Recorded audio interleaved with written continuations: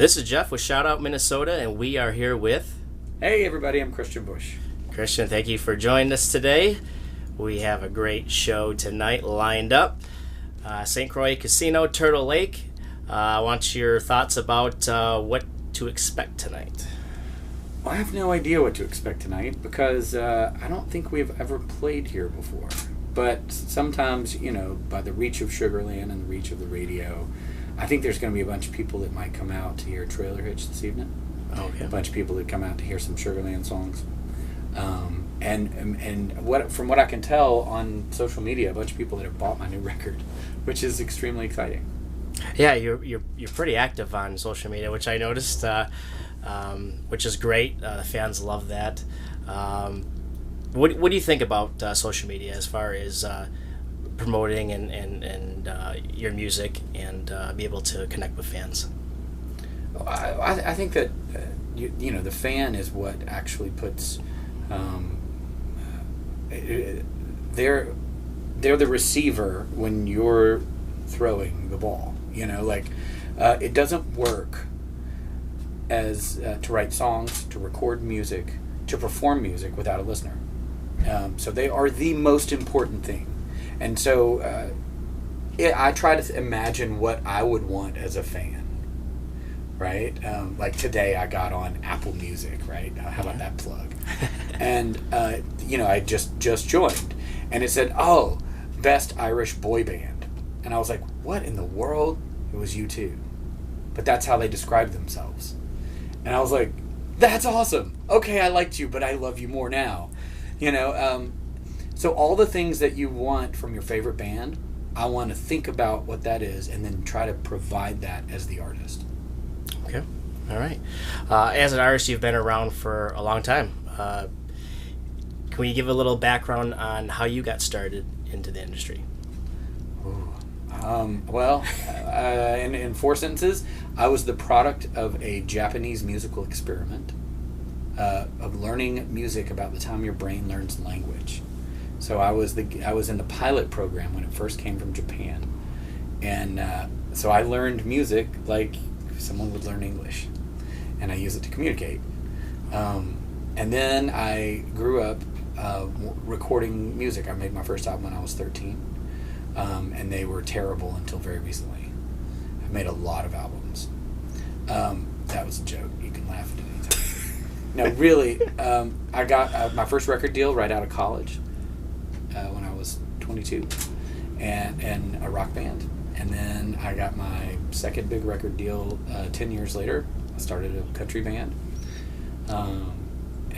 Sugarland. And now 10 years after that, I have my very first solo album, which is where we are now.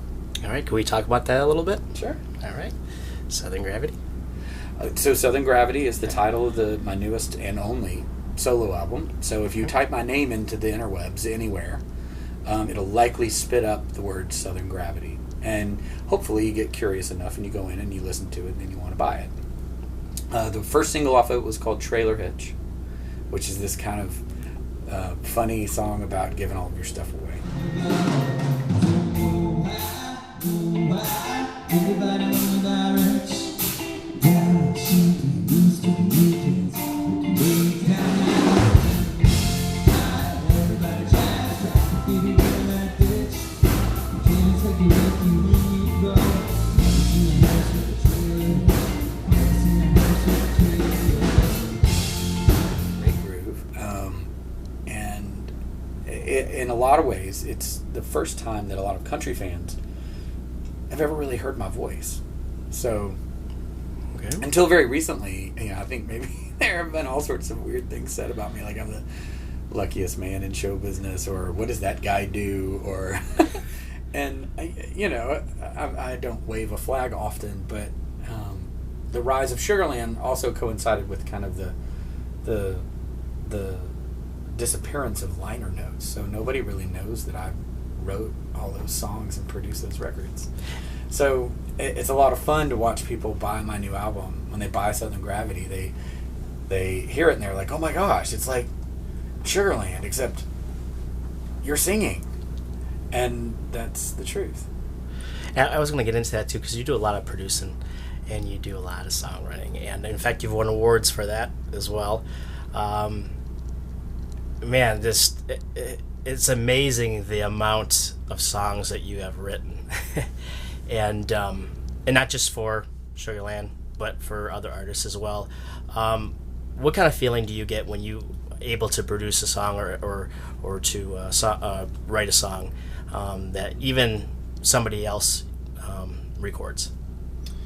Well, it's very humbling when you hear somebody else record your music, because they're adding to it something that you didn't have when it was born. It's like if you imagine a song as a child, and they're born and they grow up, and some of them are famous and some of them are not, and some of them are successful and some of them, are not. But when someone that is not me or my immediate family picks up a song of mine and starts to sing it or record it, it becomes a part of their life and their family.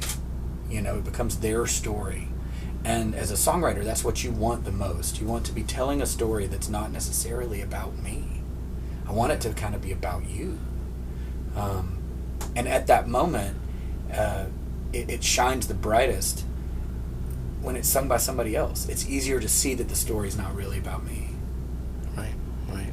So you get a different perspective of what you wrote. Oh yeah, it's fun. It's fun to hear, and in a lot of ways, the conversation happens at my solo shows, because a lot of people are familiar with Sugarland's music and they hear me sing it and they're like, "Wait, what?" Oh, and so it starts to reconnect and sew a new story with the same words and melodies that you know already, but you might hear it in a new way. Okay. And so they'll get a taste of that tonight, and I'm hearing this is going to be a pretty good show. So we're excited that this is going to happen tonight, and we're going to have a little party, I guess. So we're looking forward to that. I want to throw something else in there, just a little off the beaten path a little bit, but Bush Brothers. Yes. That I thought was very interesting. Can you talk a little bit about that? Which part of it? The relationship, as far as being family. Oh, because my brother's in the band? Yeah, no, as far as Bush Brothers, as far as AJ goes. Oh, got it. You're talking about my dad and my granddad, not my brother. Okay, yes. So here's what's the best thing. You just asked me about Bush Brothers, and the only remaining Bush Brothers are on the stage tonight. Okay. Which I think is really cool, because our family actually was called Bush Brothers Incorporated. They had this bean company where they were a canning company that essentially cans food, and it was based out of East Tennessee.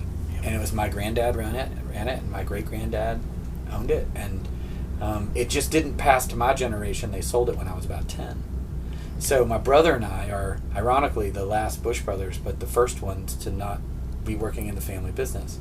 So while I don't really have anything to do with it anymore, except that they're every single memory I've ever had, and I know how to magically run a cannery, like in my sleep.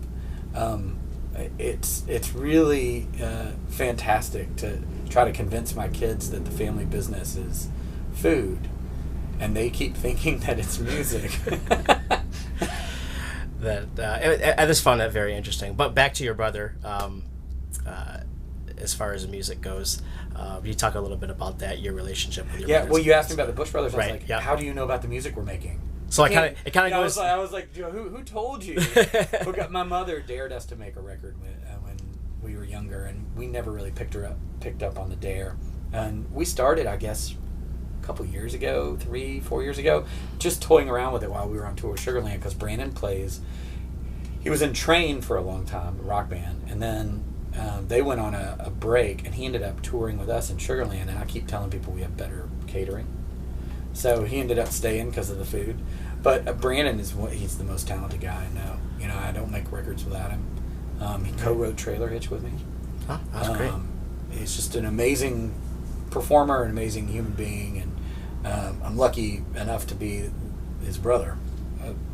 And when you see us perform, it's like extensions of the same human. When we start bouncing, it's like we're just one person. And at the beginning of this interview, I kind of explained the Suzuki method, the Japanese communication through music. And so we speak without speaking.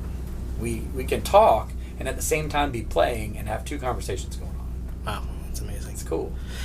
Well, I don't want to take up too much of your time. I'm going to give you an opportunity to speak to the Kristian Bush fans before we Yes. go. So go ahead. Hey everybody! Oh my gosh! Oh my gosh! If you don't have this record, you please buy this record. If you don't like it, call me, and I'll give you your money back or something. Because I made it to make you happy, and if this doesn't make you happy, I don't know. You're gonna need like a Flaming Lips show or something. Okay, bye. Thanks. Dear mom and dad, I send money. I'm so rich, it ain't funny. It ought to be more than enough to get you through. Please don't worry, 'cause I'm alright. I'm staying here at the Ritz tonight.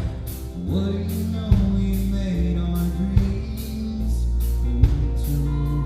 'Cause there are fancy cars and diamond rings and all sorts of shiny things. They all add up to nothing compared to you. Just remember me and ribbons and curls. I still love you.